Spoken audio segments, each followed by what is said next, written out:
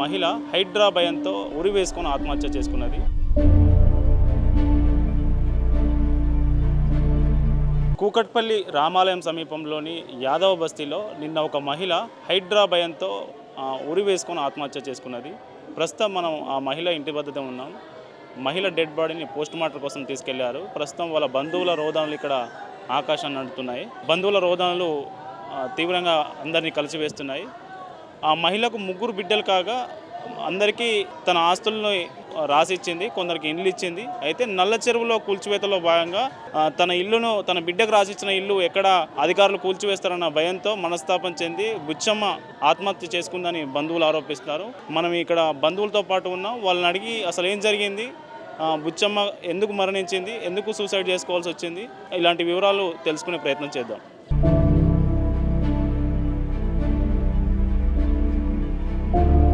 నీ పేరు? కృష్ణవేణి. ఏమైతే చనిపోయినా ఆమె ఏమైతే నీకు? మీ అమ్మ. ఎందుకు చనిపోయింది మీ అమ్మ?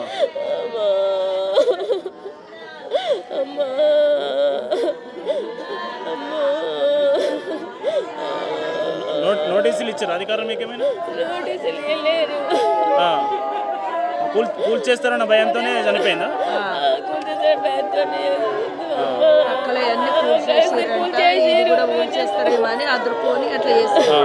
నువ్వు పెద్ద బిడ్డ,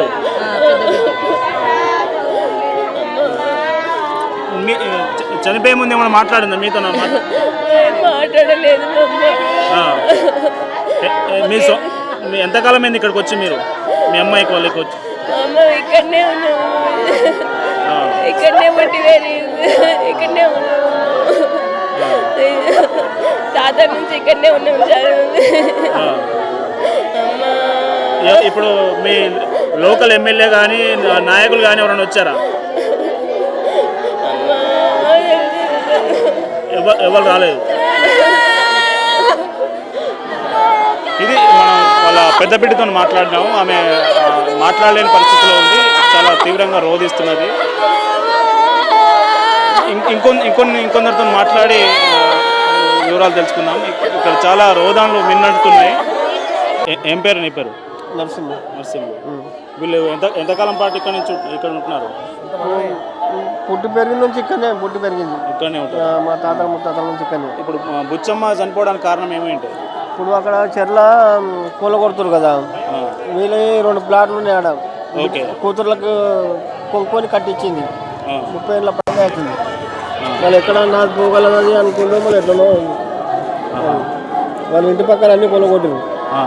అంటే వీళ్ళకు ఇంటి పక్క పండి కూలగొట్టారు కానీ వీళ్ళకి నోటీసులు ఇచ్చిరా? నోటీసులు ఏమి ఇవ్వలేరంట. అంటే ఇస్తారేమో కూల్ చేస్తారన్న భయంతో చనిపోయింది. ఏం చేస్తారు, ఏం పని చేస్తారు? నేను ఫస్ట్ పాల వ్యాపారం చేస్తుండే. ఇక చిన్నప్పటి నుంచి ఇక గొర్రెలు మేకలు ఉండే. నేను యాదవులం. గొర్రెలు మేకలు అట్లనే ఇక ఊరంతలాలు ఏర్పడాక ఇక ఎవరి పని వాళ్ళు చేసుకున్నారు. బర్రెలు ఇక వాడ పాలు తెచ్చుకొని అమ్ముకొని అట్లా ఇది చేసినాయి. సరే, ఇప్పుడు ఈమె చనిపోయింది కదా, హైడ్రా అధికారులు కూల్ చేస్తారేమో, బిల్డింగ్ కూల్ చేస్తారేమో భయంతో చనిపోయింది కదా. లోకల్ లీడర్లు కానీ నాయకులు కానీ ఇప్పుడు ఈ ఎమ్మెల్యే కానీ ఎవరైనా వచ్చారా? ఎమ్మెల్యే పక్కనే కూలగొట్టారు. ఎమ్మెల్యే రాలేడు. ఇప్పుడు రాలే పరామర్శించడానికి కనీసం రాలేదు. కార్పొరేటర్ వచ్చిండు. కార్పొరేటర్ వచ్చిపోయింది. సొంత వదిలే కావాలి. బుచ్చమ్మ సొంత వదిలే కావాలి. సొంత వదిలే కావాలి. సొంత వదిన అవుతుంది. మీ అన్న భార్య. మీ అన్న ఉన్నాడా ఇప్పుడు? కూతుర్లకు ఇక అక్కడ 3 దగ్గర స్థలాలు కొనుక్కొని కట్టించింది. మళ్ళీ ఇప్పుడు వాళ్ళు కూల్చివేస్తారేమన్న భయంతో వాళ్ళ పిల్లలు ఏమన్నా వీళ్ళ బుచ్చమ్మతో ఏమన్నా వాగ్వాదాన్ని కానీ అట్లాంటి దానికన్నా ఇంతవరకు ఏం జరగలేదు. కానీ ఈమెనే బిడ్డకు రాసి ఇచ్చిందన్న బాధతో అంతే. బిడ్డలని చేయలేరు. బిడ్డలు అడగలేరు. మా బిడ్డకి ఇచ్చింది ఏమవుతుందని టెన్షన్తో ఎవరు చెప్పకుండా అట్లా చేసుకుంది. ఇప్పుడు మళ్ళీ అధికారులు అంటున్నారు కుటుంబ సమస్యలు ఏమైనా కావచ్చు, హైడ్రా ఏమైనా ఏమైనా అప్పులు ఉన్నాయా? అసలు అప్పులు లేవు. ఆమె అసలు కోటేశ్వరాలు ఆమెకి అప్పులు లేవు, ఆర్థిక సమస్యలు అసలు ఏం లేవు. ఇప్పుడు కూడా ఆమె ఇంకా ఇది లేదు. లేదు. ఓన్లీ ఈ హైడ్రా సమస్య తప్ప వేరే ఏం లేదు. అనే భయంతో అదే భయం.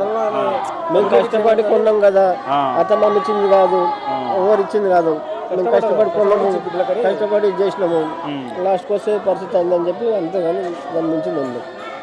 సో ఇక్కడ మనం చూడొచ్చు బుచ్చమ్మ, చనిపోయిన బుచ్చమ్మ వాళ్ళ మరిది ఉన్నాడు, వీళ్ళ అన్న భార్య బుచ్చమ్మ. ఈయన ఏమంటున్నారంటే హైడ్రా అధికారుల భయం తప్ప బుచ్చమ్మకు మరే ఇతర సమస్యలు లేవు, మరే ఆర్థిక కారణాలు లేవు, కుటుంబ సమస్యలు లేవు. తన బిడ్డకు రాసిచ్చిన బిల్డింగ్ను హైడ్రా అధికారులు ఎక్కడ కూల్చేస్తారన్న భయం ఒకటే తప్ప ఆమెకు మరే ఇతర సమస్యలు లేవు, ఇబ్బందులు లేవనే విషయాన్ని మనకి చెప్తున్నారు.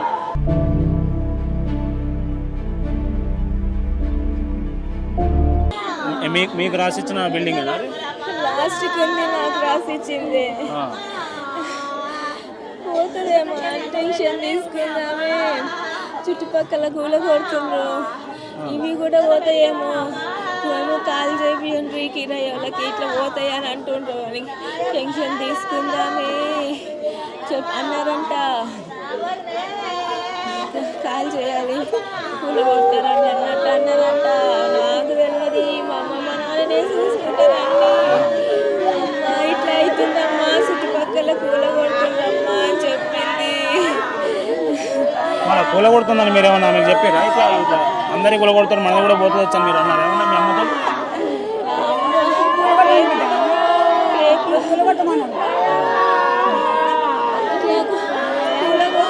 కాల్ చేయండి, ఏ కిరాయి వాళ్ళు కూడా కాల్ చేస్తారంటే కాల్ చేపిస్తారంట, కూల కొడతారేమో అని అన్నది.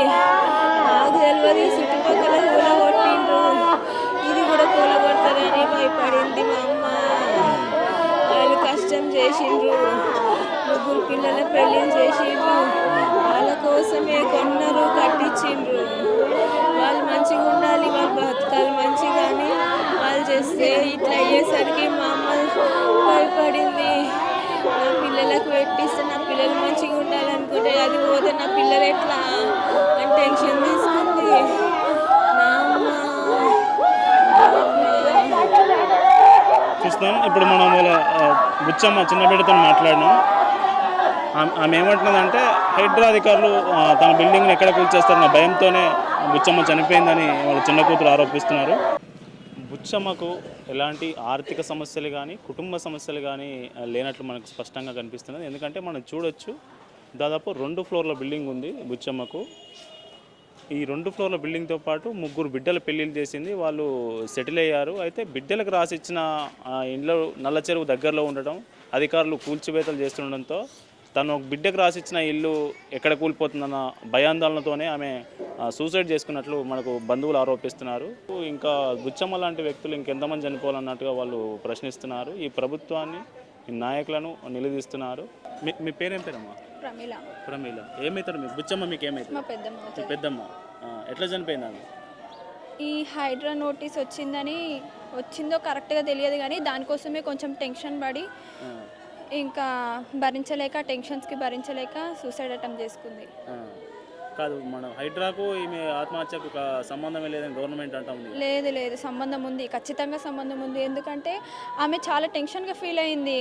ఇన్ని రోజులు కష్టం చేసి మొత్తం ఉన్నాయి లేని అన్నీ అక్కడే పెట్టి ఇల్లు కట్టి మొత్తం ఇప్పుడు లాక్కొని వెళ్ళిపోతే వాళ్ళకి ఎట్లా అనిపిస్తుంది? ఇంకా ఉన్న ఒకటే లేకపోయినా ఒకటే, ఇంత రోజులు కష్టం అంతా వృధా అయిపోతుంది అని ఆమె చాలా టెన్షన్గా ఫీల్ అయ్యి ఇంకా సూసైడ్ ఖచ్చితంగా హైడ్రానే మెయిన్ రీజన్. అయితే ఇంకా అంతకుమించి ఏం లేదు. ఏం ప్రాబ్లమ్స్ ఉన్నాయి వాళ్ళకి? ఏం ప్రాబ్లమ్స్ లేవు. ఉన్న పిల్లలే అందరివి పెళ్ళిళ్ళు అయిపోయినాయి, అన్నీ అయిపోయినాయి, ఆర్థిక సమస్యలు ఏం లేవు. వాళ్ళకు ఉన్న కాడికి వాళ్ళకి మంచిగా ఉన్నారు, ఉన్నాయి లేని అన్ని ఇల్లులు కట్టినారు, కిరాయిలు వాళ్ళు ఉన్న ఏం లేదు. ఇద్దరే, ఎవరు కొడుకులు అట్లా ఏం లేదు, మొగుడు పిల్లం ఇద్దరే కదా. హైడ్రా కోసమే, ఖచ్చితంగా హైడ్రా కోసమే, హైడ్రా వాళ్ళని ఆమె చేసుకుంది. ప్రభుత్వాన్ని మీరు ఏం కోరుతున్నారు? ఏం కోరుకున్న వాళ్ళు ఏం చేస్తారు? కాకపోతే ఇవన్నీ ఆపేయాలి కొంచెం, ఈ మనుషులను బ్రతకనియండి కొంచెం, ఇంకంతే చెప్పాల్సి. చాలా మందికి ఎఫెక్ట్ పడుతుంది ఖచ్చితంగా. లేని వాళ్ళు ఏం చేస్తారు? ఇవన్నీ ఉన్నాయి లేని అన్నీ తీసుకెళ్ళి అక్కడ పెట్టి ఏం చేస్తారు? ఏం సాధిస్తారు వాళ్ళు? ప్రభుత్వం ఈ మనుషులను అందరినీ పిలిచి